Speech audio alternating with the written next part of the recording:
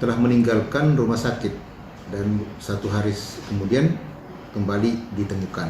Kali ini kembali saudara Syahrir meninggalkan rumah sakit Anutapura tanpa izin. Sehari sebelumnya kemarin sore itu diberitahu bahwa hasil swab terakhir beliau masih positif. Kemudian kedua, ini bersamaan. Saudara Rajab umur 59 tahun juga meninggalkan Kota Palu dalam posisi dirawat di ruang isolasi asrama haji. Hasil swab terakhir dia positif juga.